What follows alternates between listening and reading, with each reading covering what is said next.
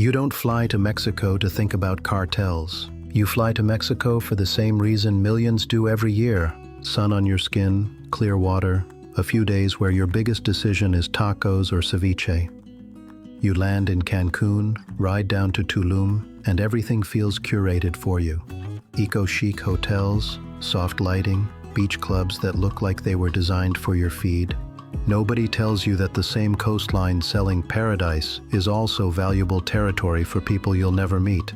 Not because they're after you, because they're after business. Night falls. You and your friends pick a beach club.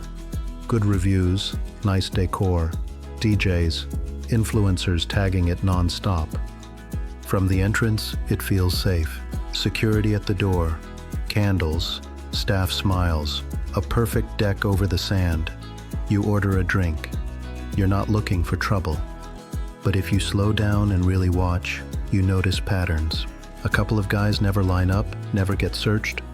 A man moves from table to table, staying only with certain guests. Tiny handoffs, quick nods, staff who notice but don't interfere. This is how a lot of cartel-linked street business works in tourist zones. Not with big banners or movie scenes, but through small, quiet control of who sells, who stands where, and who is allowed to operate. You're not part of that story. You're just dancing 3 meters away from it. For a while, everything's fine. The DJ is locked in. People are barefoot in the sand. You're thinking this is exactly why you booked this trip. Then the energy shifts. Not a movie-style warning. Just a stare held too long, a tense exchange near one table, someone stepping closer who clearly isn't here for the music. In the real-world case this episode is based on, authorities say a conflict broke out between individuals tied to the local drug trade. An armed man stepped into a crowded beach club environment and opened fire. An American woman on vacation and a man from Belize lost their lives.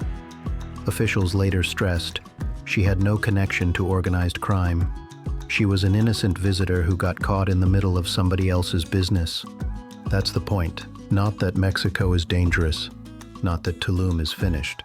The point is this: where there is a strong, open nightlife drug scene, there is almost always organized crime pressure behind it. Cartel networks, local cells, or groups operating under their umbrella. They fight over territory, access, and money. And they do it inside the same spaces tourists think of as just vibes. Most visitors never see it, never feel it, never get touched by it.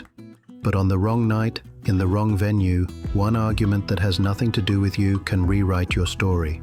So if you love places like Tulum, here's what you need to start paying attention to, without being paranoid, without disrespecting the country. Read the business, not just the decor. If you see obvious, open drug sales inside a venue, no subtlety, no fear, it usually means someone serious owns that space. That's not where you need to plant yourself all night. Clock the hierarchy.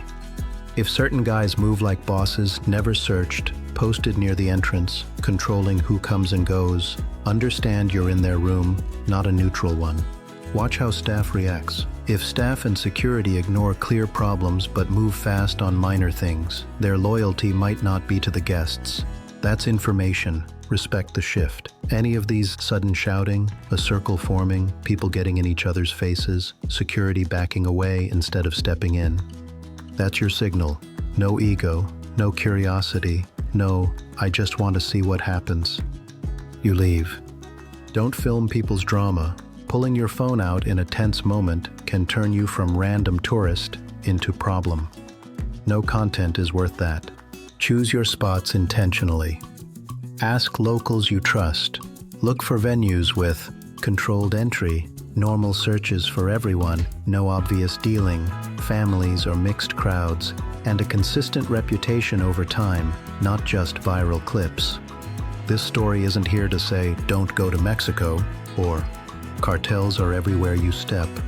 It's here to say, there are places where cartel-backed groups operate quietly around you. Their conflict is not yours until you stand too close to it by accident. You can still love these beaches. You can still enjoy the music, the food, the people. Just upgrade how you see the room. Travel smart, Read the signals, leave early if it feels off, because the goal isn't to scare you away from Mexico. The goal is to make sure you leave Mexico on your flight, not in a headline. Stay aware, stay respectful, get home.